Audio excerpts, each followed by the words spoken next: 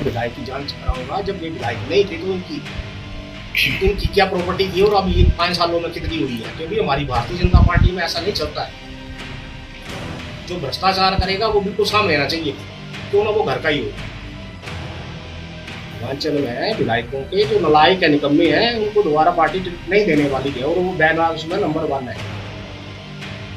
Bharatiya Janata party के लिए काम करूंगा और यहाँ से विधायक को जिताएंगे। जो नया प्रत्याशी पार्टी देगी उसको हम जिताएंगे। और अगर इन श्रीमान जी को अगर गलती से दे भी दिया गया तो जमानत जब्त होने वाली है।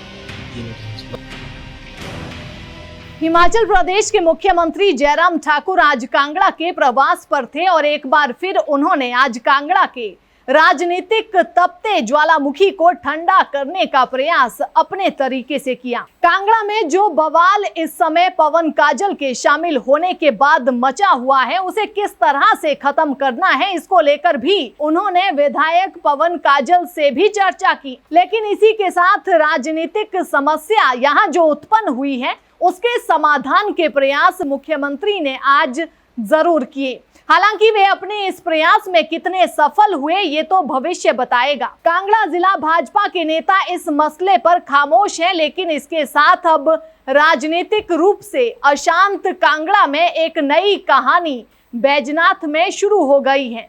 यहाँ पूर्व मंडल अध्यक्ष करण सिंह जम्वाल ने विधायक मुल्खराज प्रेमी के खिलाफ हल्ला बोल दिया है। उन्होंने सीधे सीधे कहा है कि अगर चुने हुए विधायकों के टिकट कटेंगे तो सबसे पहला टिकट जो कटेगा वो बैजनाथ से विधायक मुल्खराज प्रेमी का होगा और इस चुनाव में वे मुल्खराज प्रेमी का पूरा विरोध करेंगे।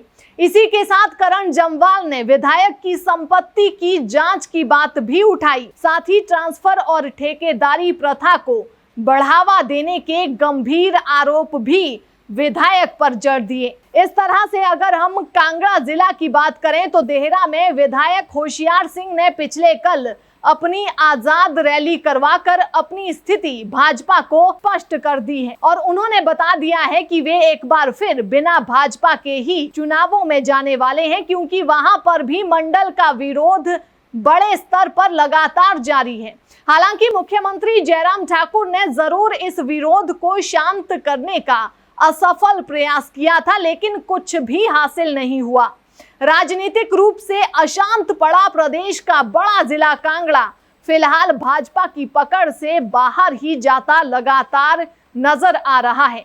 जो हालात अब बैजनाथ से लेकर देहरा तक वाया कांगड़ा होते हुए बने हैं, उसका असर कांगड़ा और हमीरपुर लोकसभा क्षेत्रों पर बड़े स्तर पर पड़ सकता है, इस बात से इनकार नहीं कर सकते। और जिस तरह से हाल ही में प्रदेश अध्यक्ष सुरेश कश्यप और संगठन मंत्री पवन राणा की बैठकें भी इसको लेकर विफल साबित हुई है, ऐसे में कहा जा सकता है कि स्थिति बहुत बेहतर भाजपा के लिए फिलहाल कांगड़ा में नहीं है।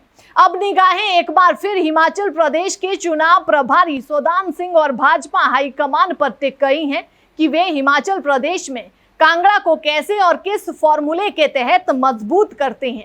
लेकिन फिलहाल ना तो पवन काजल की मुश्किलें कम होती नजर आ रही है और ना ही होशियार सिंह की मुश्किलें कहीं से भी कम होती दिखाई दे रही है। वहीं मुल्खराज प्रेमी भी अब मुश्किल में चले गए हैं।